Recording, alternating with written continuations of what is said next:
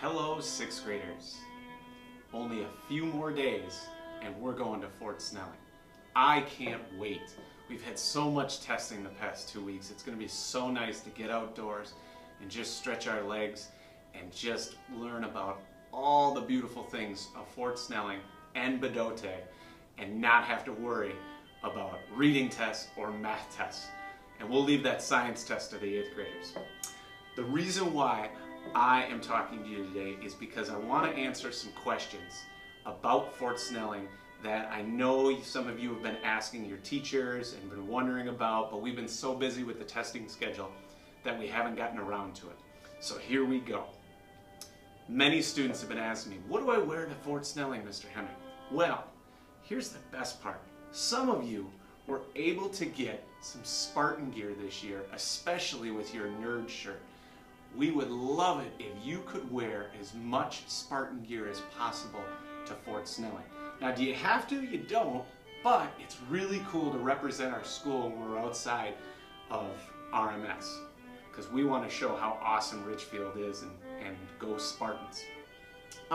Another thing that you're going to want to make sure that you are prepared for is the amount of walking we're going to be doing. Fort Snelling's a pretty huge fort, and you're going to be walking all around it, and we've talked about you're going to be walking below the fort down that huge hill, and you're going to see Bdote and the Dakota Memorial. And so with that being said, you want to make sure that you have good footwear. You want to make sure that you have good walking shoes. I don't recommend Crocs. I don't recommend sandals. And in fact, a lot of you might want to wear a good hiking boot, because with all the snow melting and all the rain we've had, there are going to be some muddy spots, especially down below the fort by Bdote. Some of the paths down there are not paved, so it might get a little muddy. We'll have to see when we get down there. But I would make sure that you have the best footwear as possible. And again, I don't recommend those Crocs. Mr. Hemming, what else? Do I need a jacket? Do I need a sweatshirt, a hooded sweatshirt? What do I need? Well, the biggest thing is the weather report. What's it going to be like? Well, I got good news and I got bad news right now. The good news is it's going to be fairly warm, 50 degrees on Tuesday.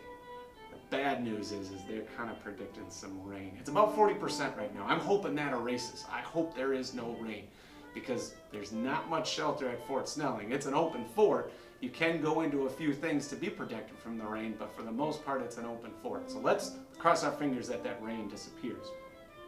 With that being said, I always tell kids to bring that light jacket or light sweatshirt, just in case if the wind's blowing, because we are on top of that bluff and it can get a little cold. If you get warm, you can easily take that jacket off and you can put it in a string bag. That's the next thing I'm asking students to maybe bring, is that string bag. No need for a backpack. Don't need it. But maybe that string bag so you could put that sweatshirt or light jacket into that bag and you can carry it. Or you could also bring that bag for that water bottle, because like I said, there's going to be a lot of walking and we only have one spot for a water station. So you might want to bring your own water bottle, and then you can carry it in that string bag backpack. Okay? The next thing that a lot of people have been asking me about are lunches. Okay? I want to get this off my chest.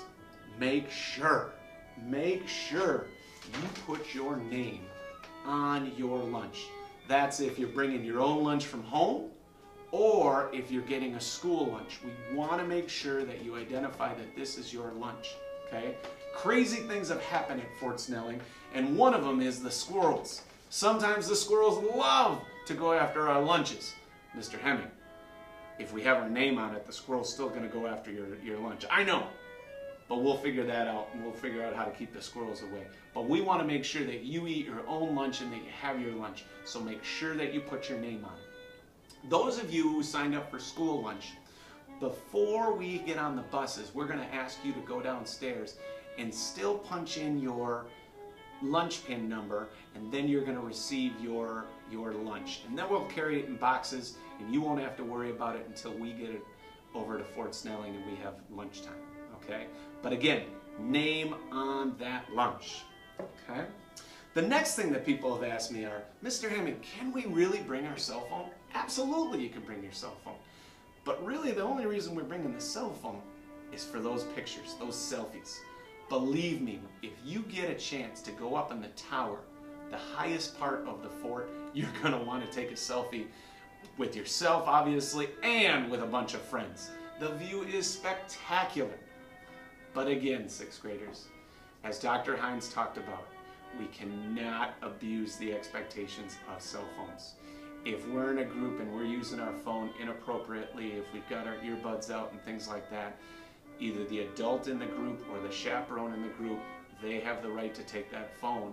And we'll give it back to you when the field trip is over, but again, we must follow those expectations of the cell phones, okay? Another question that a lot of students have been asking me are, Mr. Hemming, what group are we going? Are we going with our Spartan group? Are we going with our first hour group? What groups, okay? Well, those of you who went to Eagle Bluff, you had a group before. We had groups A through M, and we're gonna have those same groups for Fort Snelling. Now, those of you who didn't go to Eagle Bluff, we're going to take you and put you into those groups, those old Eagle Bluff groups, and now we're going to call them Fort Snelling groups, okay? We're also going to have some adult chaperones in those groups. A lot of those adult chaperones you're going to recognize because they went to Eagle Bluff with us.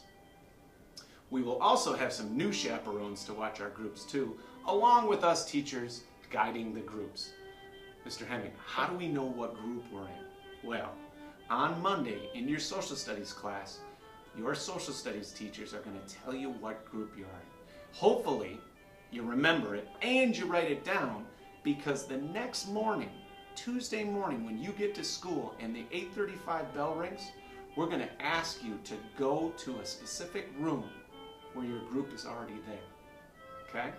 More details about that on Monday for you, so don't sweat it if you're confused right now, okay? Behavior, sixth graders. When we're in those groups, we must have that RMS behavior. We must follow the core values, okay?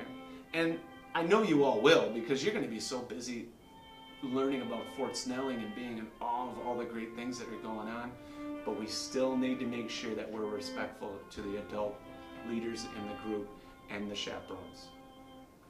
Another thing that we need to know about Fort Snelling is the fact that we've had a whole year's worth of Minnesota history.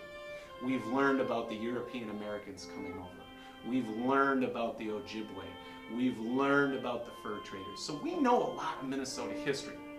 When an instructor at Fort Snelling asks you questions or asks you, do you know this, do you know that, don't be afraid to raise that hand and tell them what you know. Otherwise, they might just start telling you stuff that you already know and you're like, Mr. Hemming, I'm a little bored. Don't be afraid to ask them questions that you haven't learned about yet about Fort Snelling, because they know everything about the fort, okay? Again, let's tap into that prior knowledge. Another thing about Fort Snelling that we need to be very careful about is the fact that there are a lot of sixth graders. And so we need to make sure that we stay with our group. And if we pass a group, it's just like the hallway. We want to stay to that right. We do not want to mix in with that group. We want to make sure that each group is on one side and that we're passing each other and we're making it to our stations and things like that. When we're in the fort, we're going to have about 12 stations to get to. We have 2 hours in the fort. Some of these stations we're going to have speakers, and like I said, they're going to ask us questions, they're going to tell us things. Other stations, we're kind of on our own. We're going to kind of examine things, touch things, look at things. And in the tower, we're just going to view things as well, okay? I kind of mentioned that water station too. With all this walking around, you're going to get thirsty. We do have a water station, but it won't be until lunch. So if you do have that water bottle, again, put it in that bag so you are very hydrated along the way. Mr. Hemming, bathrooms. Are there bathrooms in the fort? Yes, there are. There are 2 bathrooms in the fort, but we kind of got to wait until we get to that station to go to the bathroom. So make sure that you keep in good mind of when you need to go and when you can hold it. Okay? Another thing that many students have been asking is, Mr. Hemming, again, why are we going on this Fort Snelling trip? I'm still confused. We learn about it. I mean, why do we have to go to it? Well, first of all, Richfield is right next to Fort Snelling. Okay? Why not go? Why not go to a fort that was built way back in 1819? And the reason why it was built is because they wanted to establish a state of Minnesota. We are going to walk all over history. Okay? Another reason why we're going to go is because it's a Minnesota state standard. Okay? Every 6th grader needs to fulfill this standard, and we fulfill it by going to Fort Snelling.